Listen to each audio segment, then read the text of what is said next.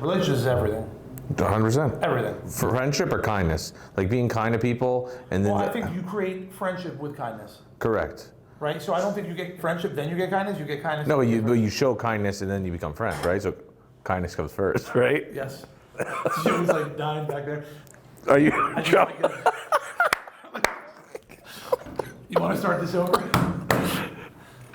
Did you do that to me? No, I swear. Because that's something that you would do.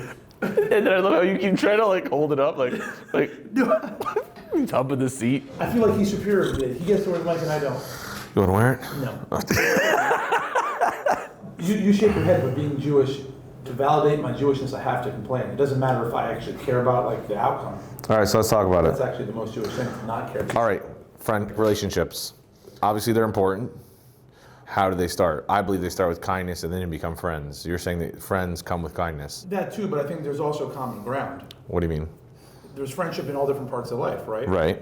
So like, think about this. You probably have friends who are your friends now that you've had for 15 or 20 years, that if you met them today, you probably wouldn't be friends with them. Right, 100%. But I think like, I have conversations with my brother-in-law about this. How friendships is somewhat like life paths, right? If you're not on the same life path, correct. You were married and you guys were full single, and now one's married, one's not, it's real hard. And then even having 4 kids is a lot different than having just newly married. You had the same life path because you were little and you played together. You were right. Cool, right. And you created a friendship, and then you went in different directions. Correct. You remained friends because of friendship. Right. So succeeded. No, it's 100% different. I mean, Rafi, who I grew up my whole life, we talk maybe when it comes to shul on Shabbos. So outside of that, like rarely will I ever talk to him ever before. Nothing against him, nothing happened. Just 2 different life paths. So I think the conversation really is how to create relationships, not so much about relationships back. But creating relationships, in my opinion, is 100% about kindness and empathy. Distinguishing the difference between a relationship and a friendship in a business aspect.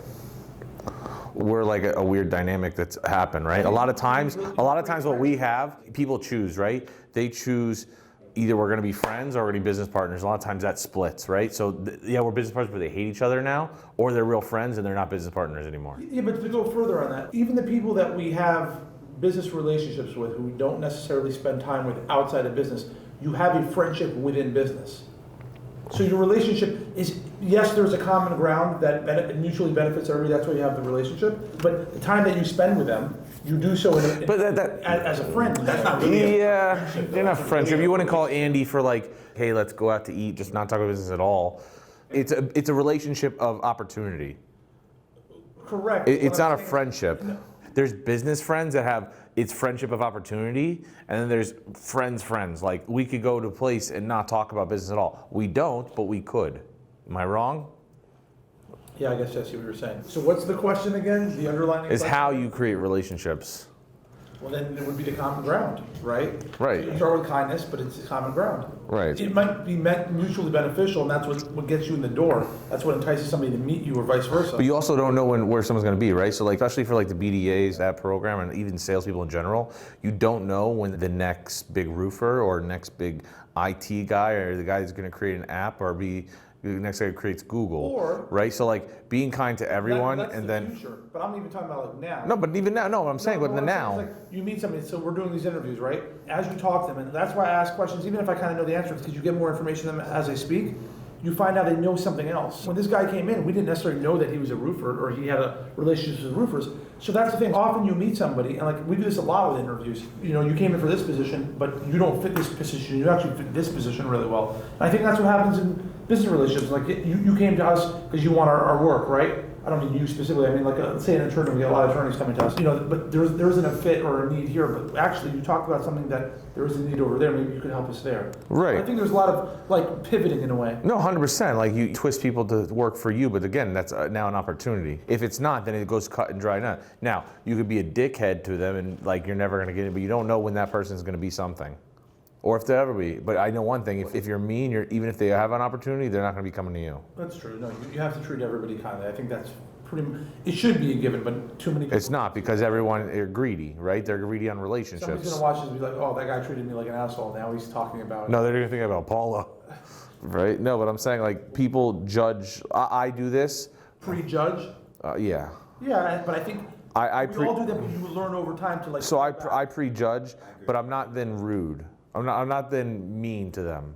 I may prejudge and be like, not give that person more time of the day after that one conversation. So I see you do this a lot, and I think you're realizing you do it, you pull back, like when we have marketing clients in, and you're trying to see the fit, and then you're like texting me like, oh, no, we can't do anything. And then like I text back like, patience, let's see, and then as you talk to them, you find the opening. And I think really that's what it is. I think, one, you have to be agreeable. You have to people have to be friendly and kind to each other to continue the conversation, but as the conversation rolls, you start to find things where you have commonalities, and that's where things open from there. No, I know 100%, but I'm saying like roofing company A, right? You may meet a sales manager at that time. He may be the sales manager of a small roofing company, but 3 years later may open a very large say I'm going on my own and become a very large roofing company. And if you were decent to that guy or helped him get his leg up, it helps him, and he remembers that down the road. Now when he owns that large company, he'll be like, correct. You know, like you're talking a lot about the future, but like now, it sounds cheesy, but commonalities open doors, right? So you do your research on him and you find out he's a Jaguars fan, right? oh no, Bring 100%. that up. Now you have his attention, right? And now that you have his attention, you can slowly move away from that to why you were there in the first place. Right. So No, 100%. I think research is definitely important. Get an idea. And today it's easy because it's all out there. Yeah, especially with all the platforms.